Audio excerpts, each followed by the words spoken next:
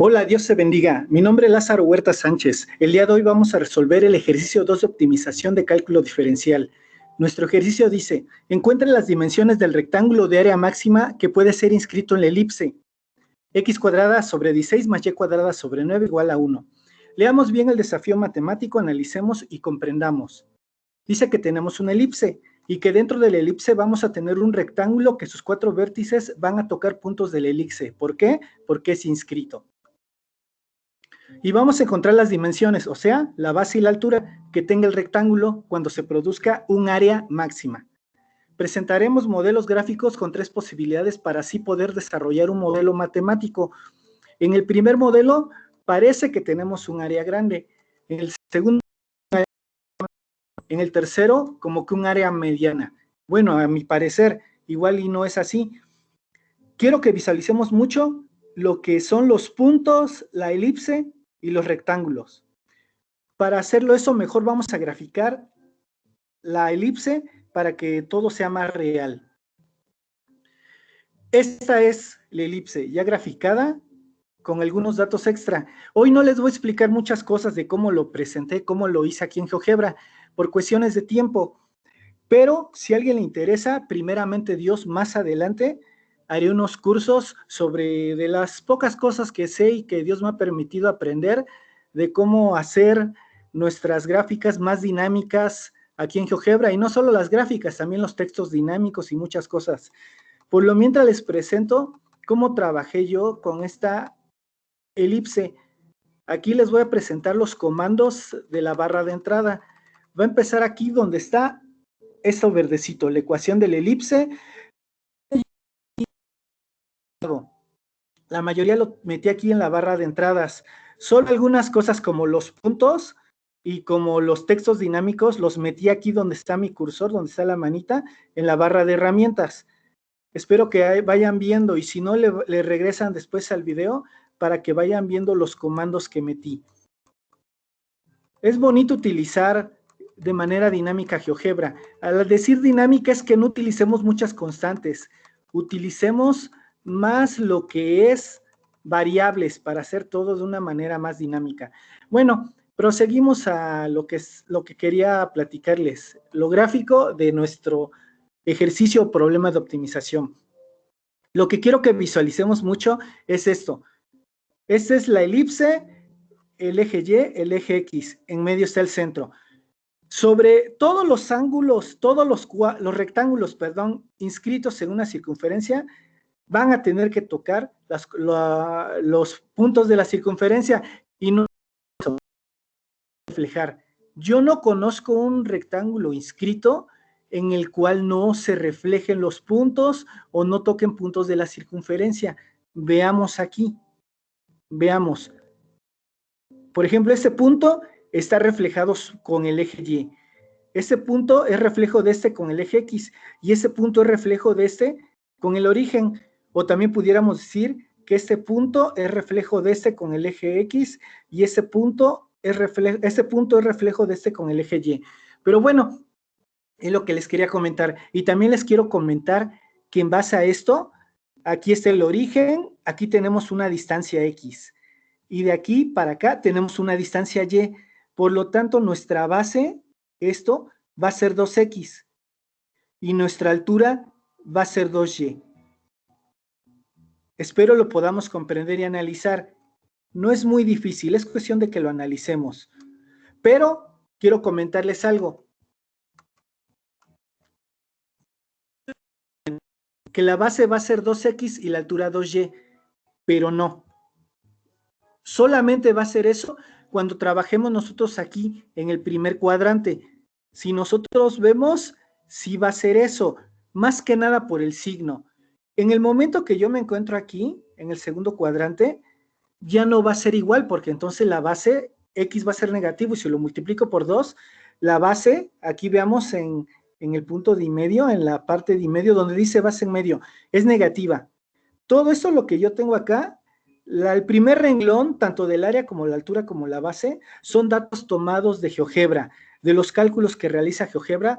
Yo tomé esos datos y los estoy imprimiendo.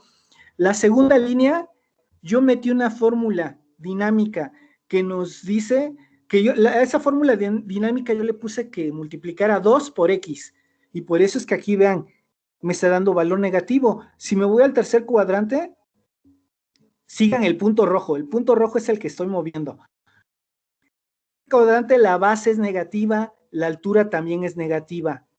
Y vean el área, en el segundo cuadrante no les mostré que el área es negativa también. ¿Y a qué voy yo con esto? Que 2XY nos va a funcionar, 2X y 2Y nos va a funcionar siempre y cuando estemos en el primer cuadrante. Si estamos en otro cuadrante, no nos va a funcionar, porque yo no conozco dimensiones negativas y mucho menos áreas negativas. Y para eso entonces nosotros vamos a establecer esto. Vamos a trabajar sobre que base es igual al valor absoluto de 2X y la altura es igual al valor absoluto de 2Y. Y de ahí hacemos propiedades de los valores, valores absolutos, y tenemos lo siguiente. Yo quiero decirles lo final, que un valor absoluto, por ejemplo, el valor absoluto de X, es lo mismo que nosotros tengamos raíz de X cuadrada. Muchos cometemos el error, porque yo antes cometí ese error, cuando tenía una raíz y tengo un cuadrado, lo elimino y me queda X solito. No, eso es incorrecto. Eso solamente nos va a funcionar cuando X es positiva.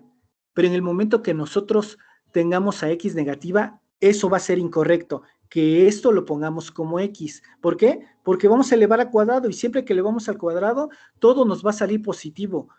Y entonces va a ser incorrecto eso. Eso solamente nos va a funcionar que lo dejemos como X cuando nuestro dominio es positivo. Pero si nosotros tenemos una función que tiene un dominio con valores negativos y positivos, va a ser incorrecto que hagamos esa reducción que les digo. Esto no es igual a X. Y para eso vamos a graficarlo para comprobar. Para eso yo también aquí ya puse una fórmula de esa misma función, para que comprobemos que es incorrecto. Aquí la tengo, vean. Esta es P1, donde está mi cursor, lo tengo como X. Vean, es lo que es una recta. Si decimos, porque les vuelvo a repetir, decimos que es X, pero no, es la raíz de X cuadrada, vean, nada que ver, ¿no? O sea, sí tiene que ver de 0 en adelante, sí es lo mismo, pero cuando el dominio es negativo, no. Todos los valores de Y que tomas son positivos. Y eso era algo que les quería enseñar, y con respecto a eso, es con lo que nosotros vamos a trabajar. Entonces vamos a tener que el área de nuestro rectángulo va a ser esta, área igual a base por altura. Es la fórmula principal con la cual vamos a trabajar, y ya tenemos que estas son las dimensiones. Por lo que si nosotros sustituimos, vamos a tener que el área es igual a la raíz de X cuadrada Y cuadrada. Si no hacemos eso de esta manera, que trabajemos con el valor absoluto, si no trabajamos con el valor absoluto, aquí nos va a quedar que el área va a ser igual a 4X.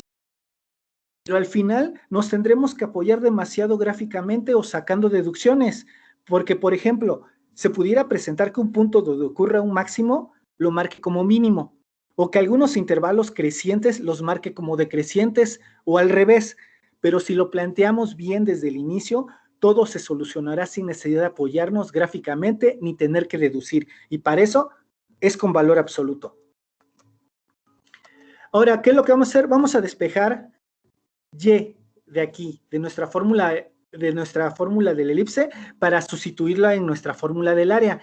Ahí está el procedimiento para despejes. Por cuestiones de tiempo no se los explico, pero en base a lo que hice espero que esté todo bien desarrollado. Y hasta el final casi al final vamos a tener que Y cuadrada es igual a esto, y es el valor con el que nosotros vamos a trabajar. De aquí vamos a sacar dos valores de Y, dos valores de Y, pero vamos a trabajar con este. ¿Por qué? Porque si recordamos, aquí Y cuadrada, no tenemos Y solita, y para más fácil trabajamos el valor que nos había quedado de Y cuadrada, por lo que tendremos que la fórmula del área en base solamente a X va a ser esta fórmula, y es nuestro modelo matemático del área de un rectángulo inscrito en la elipse. este elipse y vamos a trabajar. Esa es la fórmula principal. Área va a ser igual a la raíz cuadrada de 144x cuadrada menos 9x cuarta.